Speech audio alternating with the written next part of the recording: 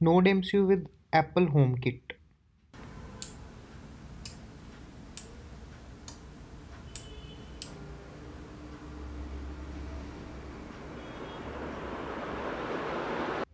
Hey Siri, tube light off. Okay, the tube light is off. Hi, what's up guys? This is Raghu Sharma here back with another video. So guys, in this video I'll be making a project on IoT with ESP8266 aka Node MCU with Apple HomeKit using a 4K relay module. There will be no need of Homebridge, Raspberry Pi or some running computer. All will be done on the Node MCU only. So first question comes, why is this need of making a Apple HomeKit with ESP8266? Because in India there is no variety for Apple HomeKit accessories for our home, and if there is any, then it is very expensive. Like you can see that one switch module is 5000 rupees. This LED bulb is around 7500 rupees. Another one is 12,000 rupees. So it's quite expensive, and HomeKit is very important if you are in an iOS ecosystem. So I want to add here one thing, that I make iOS and Android apps. You can check out my apps. Link of those will be in the description. So now let's check the required components for this project. So firstly we'll be requiring a Node MCU aka ESP8266. So I have Amica Node MCU with me. Secondly we'll be requiring a fold relay module. So this is the module. As you can see over here that the jumper of the JD VCC and VCC is removed by me. Third thing is the power supply, which is 5 volt and a 3.3 volt power supply. It will take power from DC barrel port. Also we'll be requiring some jumper wires like these ones.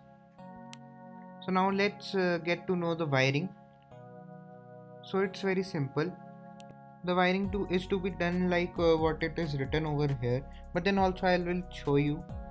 So this is the Node MCU, and I am connecting jumper wire on the D1, D2, D3 and D4 port, and as you can see it is connected. Also I will connect another jumper on the 3.3 volt port.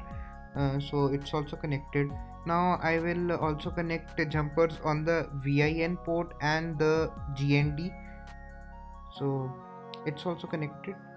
So now let's take the relay, and on the relay the D1, D2, D3 and D4 port of the ESP will connect to the INS1234, as you can see, and the 3.3 volt from the Node MCU will connect to the VCC port as shown.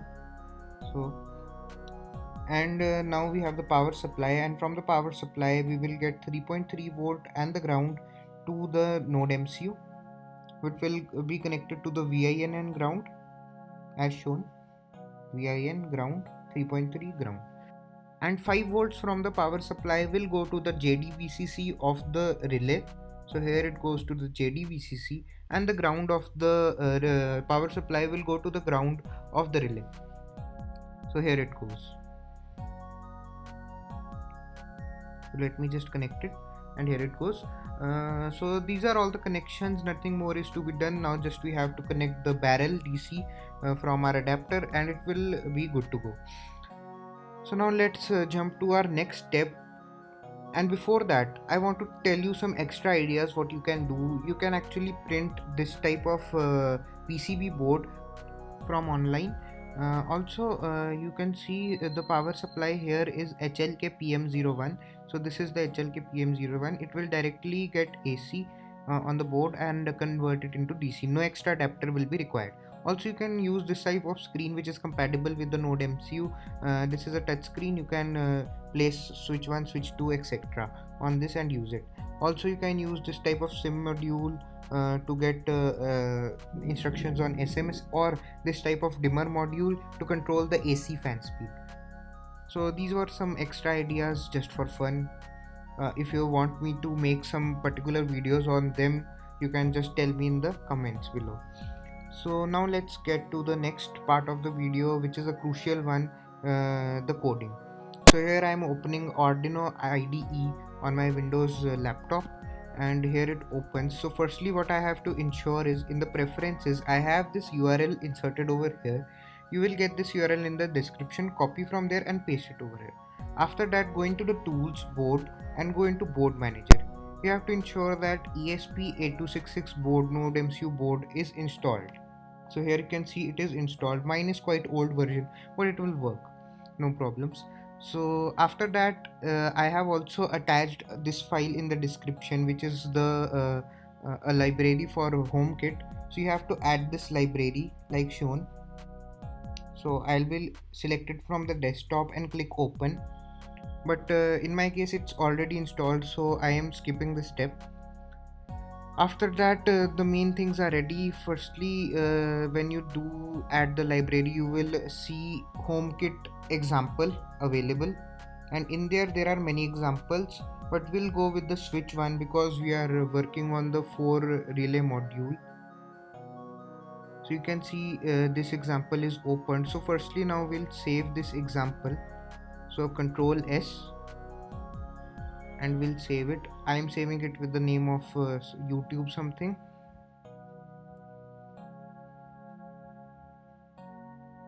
You can save it as per your choice. So now the code is saved. You can see it's coming on the top left, YouTube video name. And firstly, now in the code we have to put in our Wi-Fi credentials. So you can see in the Wi-Fi info tab I have put my Wi-Fi SSID and the password, and here I go. After you write this password, then we'll continue further. Now after I have written the password, I'll go into the main code, and over here there's nothing much to be done before actually editing myaccessory.c file. So we'll go into myaccessory.c file, and over here you can see this is the main file which we have to edit. So firstly we'll delete the unwanted comments, that's my habit.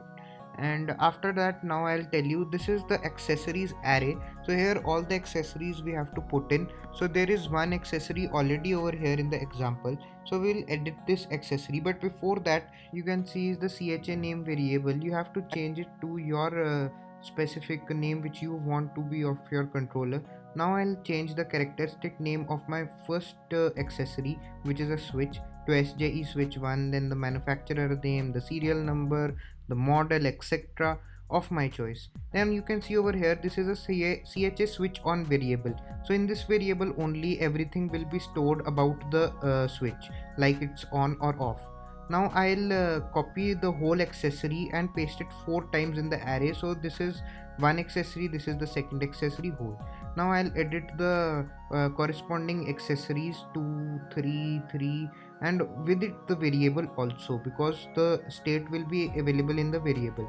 Now there is the variable, but we have not actually specified the variable or declared the variable on the top. So we'll declare these variables 2, 3, 4. So I think you will be knowing what I am doing. So the accessories will be stored in the config variable, and over here we can change the password what we want, or the password of our bridge. After that, we'll come to the main file, and over here we'll do some editing. And firstly, you can see this is the portion where it accesses the variables of the myaccessories.c file. Over here there is this CHA switch on variable. We will copy it 4 times and put 2, 3, 4 accordingly, like we have done earlier. And this is the part where all the thing happen, the switch turn on or off. So firstly I'll be defining 4 switches and their ports, which I think entered wrong. This is the right ports. So these are actually GPIO port numbers, like GPIO 2 means D4 and etc, like that. So now like I told you earlier, this is the main part where the switches to be turned on or off, like here it's going on or off, and here only are the variable CHA switch on is giving the value to this setter. And now this setter is defined over here in the my HomeKit setup. So we will copy it 4 times and do 2, 3, 4, 2, 3, 4. And over the setup setters are not declared above, so we will copy one setter and again copy accordingly. But before that I will do the pin mode output.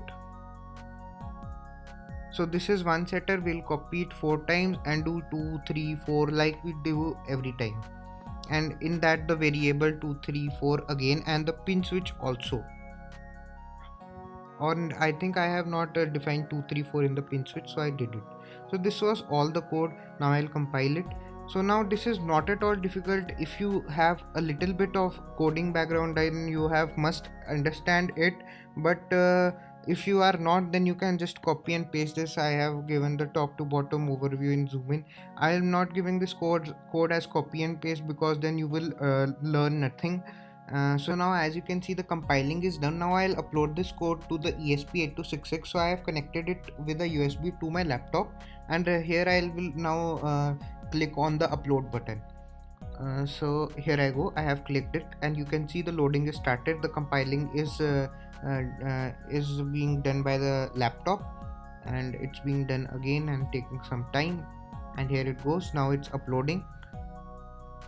It will take a few seconds to upload, and while it's uploading you can see the the LED on the ESP8266 is blinking, so it's an indication that the code is being uploaded. And yes, there we go, it's uploaded. Now I have opened the COM3 port, the serial port, and over here you can see we are getting text from the ESP. You have to make sure the baud rate is set over here 115200, because we have set this baud rate only in the setup of the ESP8266. If it's not, then you will see only question marks and it will be of no use. So now we'll see on my iPhone that I have opened the home app, Apple home app, and over here I'll click add accessory, and I'll click I don't have a code. And over here you can see SJE switch 1 is showing on straight away. It shows identified accessory because it's not registered with Apple, of course. And now I put the password and click continue, and it says connecting to the switch. And over the COM3 port on the laptop, it shows step 1 out of 3, step 2 out of 3. Now it takes 5 to 6 seconds on the ESP8266, but if you are using ESP32, it's pretty much instantaneous. And you can see the setup is on the next step, and over here we'll do the default things only, continue with the default options, continue and continue. If you want me to make the same video with the ESP32, then also tell, while it's all the same code, everything same, just one or two things different. And over here we are now into the Apple home app, and you can see this all is showing on the COM3 port. And now when I click over here, the instruction goes to the ESP8266. Now for now, to confirm that it's working, we know that the D4 port triggers the blue LED on the ESP board. So I will click the switch 1 which was on D4 port, and you will see the blink, the blue LED blink. And you can see it's pretty much instantaneous. As soon as you click it, the LED switch on. So here is a live example of my room in which this setup is installed. So here I have installed it in a modular box, so I'll open it, and over here you can see the ESP and this relay module and the power supply all are connected like the same which were connected as shown earlier in the video. So this is the power supply, and in the background you can see that blue relay module, and this is the ESP8266, same wiring, everything. So now let's test them in the real world, and you can see when I click tube light off and everything, see it yourself.